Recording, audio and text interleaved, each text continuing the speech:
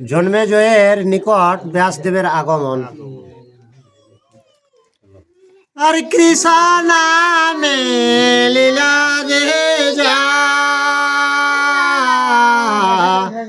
হইল চমৎকার গো, হইল চমৎকার গো।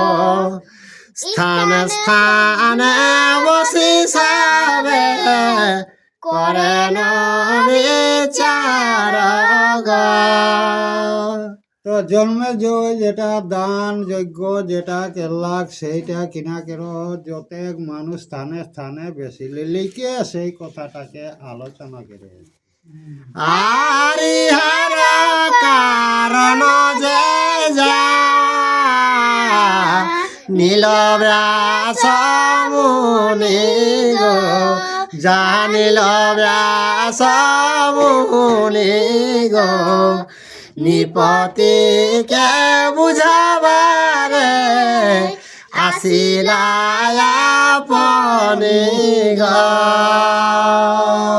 তো সেই জন্মেজয় কথাটা ব্যাসদেব শুনি পাওলাক, তখন সেই জন্মেজয়কে বুঝাবে কারণে ব্যাসদেব আওলাক। আর ব্যাসে দেখে আনন্দিত জন্মে জয় রাজা গো, জন্মে জয় রাজা গো। পাত্যর গদিয়া তার করে বহু পূজা গো। জন্মেজয় ব্যাসদেবকে দেখিলে কে আনন্দ হইলে তাকে পা মা ধোয়াইলে কে আর তাকে খুব যত্ন শুরু করলে। আর আশীর্বাদ করে মনে বসিয়া আসনে গো, বসিয়া আসনে গো। নৃপতিকে জিজ্ঞাসিল মধুর বচন গো। তো ব্যাসদেব রাজাকে আশীর্বাদ কেলে লিখে আসনে বেসলাক আর সেই জন্মেজয় রাজাকে জিজ্ঞাসা করে। আর বদরে কায় আশ্রমে নীলম সমাচার গো, সুনীলম সমাচার গো। ব্রাহ্মণের হিংসা কর কি মত বিচার গো। তো বদরি আশ্রমের এলাক ব্যাসদেব তো সেই কে জায়গাটায় আমি শুনি পাল। তো দ্বিজক উপর হে রাজা তুই কাহে হিংসা কাজ করে। আর সর্বধর্মে বিজ্ঞত হবে পণ্ডিত সুজন গো, পণ্ডিত সুজন গো। তবে কেন হেন করবে প্রবর্তিলা মন গো। তো হে রাজা তো সকলটা তো পণ্ডিত দেখিস তো কে এরকম কাজে তোর মূর্তিটা কাহে আলো দ্বিজক উপরে। আর যার ক্রোধে যদুকুল হইল বিধ্বংস গো, হইল বিধ্বংস গো।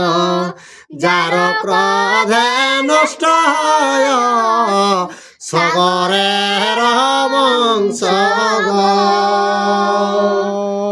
তো যার ক্রোধে কে যদু বংশ ধ্বংস হইল আর সেই ব্রাহ্মণদের ক্রোধে কি হইল না আরেকটা কিনে গেলে সগর বংশ, সগর বংশ ধ্বংস হয়েছিল। তো হে রাজা তুমি কেনে সর্পদের উপর হিংসা ব্রাহ্মণে কথা। আর যার ক্রোধে কলঙ্কি হইল কলানিধি গো, হইল কলানিধি গো। যার ক্রোধে লবণ ইল জল নিধি গো। তো কে যার অভিশাপে কে ইন্দ্রর কলঙ্ক হয়েছিল, যার ভয়ে কে যে ওই যে জলময় হয়েছিল কে? আর যার ক্রোধে অনল ইল সর্বভক্ষ গো, হইল সর্বভক্ষ গো। যার ক্রোধে ভাঙল ইল সহস্র গো। যার ক্রোধে কে কনলের সর্বভক্ষ হইল, আর যার ক্রোধে কে যে ওই যে ইন্দ্রকর হাজার জনিয়ে রে। আর পূর্বেতে যতে কত পিতামহ গণ গো, পিতামহ গণ গো। যারে সে বিজয়ে হয় ইল ত্রিভুবন গো। তোর পিতামহ যাকে শরণ নিয়ে তিন ভুবনটা জয় করেছিল। আর হেন জনে হিংস তুমি কিসের কারণ গো, কিসের কারণ গো। শুনিয়া করিল রাজা নিজ নিবেদন গো। তো যার আশীর্বাদে তোর পিতারা সকলটা জয়ী আছে, তো তারাকে কি জন্য তুমি হিংসা করছো? সেটা শুনিলেকে জন্মে যাই, তখন সেই ব্যাসকে নিবেদন করে লাগে। আর বিনয় অপরাধে বাপে কইল ভস্বরাশি গো, কইল ভস্বরাশি গো। পিতৃবৈরে মারিতে বা ধক হইল আসি গো। বিনা দোষে কে পিতাকে ধ্বংস করল, সেই জন্য আমাকে বাধ্য হয়ে নিয়ে কে আর হিংসা করতে হইল। আর এই তু বড় তাপ অন্তরে আমার গো, অন্তরে আমার গো। নিজ দুঃখ নিবেদিন অগ্রেতে তোমার গো। সেই দুঃখকে আমার অন্তরে ভুলে গেল, সেইটা তোমার চরণে নিবেদন জানালে। আর ব্যাসদেব বলেন ধৈর্য ধরন রাজ গো, ধৈর্য ধরন রাজ গো। কদে ধর্ম নষ্ট হয় সিদ্ধ নহে কাজ গো। তো ব্যাসদেব জন্মে জয়কে বুঝালে কে মনের মধ্যে ধৈর্য ধর, কে রাগ করলে কোনো কাজ কোনোদিন সিদ্ধ হয় নাই। আর ব্রাহ্মণের ক্রোধ রাজা করয় কারণ গো, করয় কারণ গো। ভবিষ্যৎ খণ্ডন না হয় কদাচন গো। তো ব্রাহ্মণরাকে তুমি হিংসা কোনোদিন করো না, কে কোনোতে সেইটা খণ্ডন হয় নাই। আর তোমার পিতার জন্ম হইল যখন গো, হইল যখন গো। গণিয়া কহিল যত শাস্ত্রবিদ জন গো। তো ব্যাসদেবকে তোমার পিতা যখন জন্মেছিল, তখন যত যে ওই শাস্ত্রগণ তারা একটা বিচার করেছিল। আর নানা যজ্ঞ ধর্ম করে দেখয় অপ্রণীত গো, করিবে কয় প্রমিত গো ভুজঙ্গ দংশনে মৃত্যু হইবে নিশ্চয় গো। তো সেই তখন গণৎকাররা বলে দিল যে তোমার পিতা খুব যজ্ঞ করবে নানা রকম, আর কি হবে না শেষে সর্প দংশনে তার মৃত্যু হবে।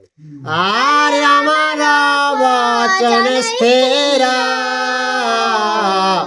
হৌ গুণাধার গো হৌ গুণাধার গো পিতা হেতু দুঃখ চিন্তা না করি হয়ার গো।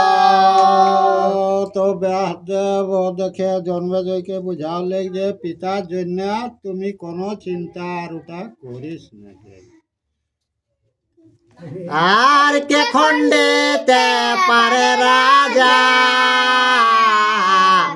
দৈবের নির্বন্ধ গো দৈবের নির্বন্ধ গো না বুঝিয়া কেন কর দ্বিজ সহদ্বন্দ্ব গো। তো দৈবের ঘটনা যেটা সেটা কেউ বুঝতে পারে নাই, তুমি না বুঝে কে ওই দ্বিজের উপর তুমি হিংসা করেছ।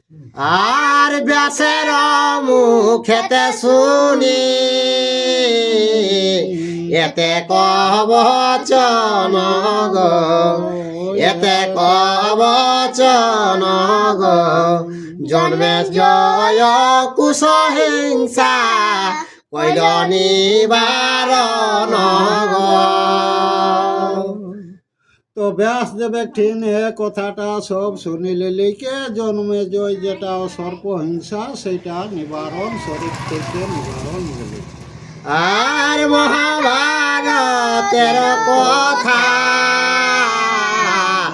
অমৃত সমান গো অমৃত সমান গো কাশী রাম দাস কহে শুনে পুণ্যবান গো। জয় শ্রীকৃষ্ণ।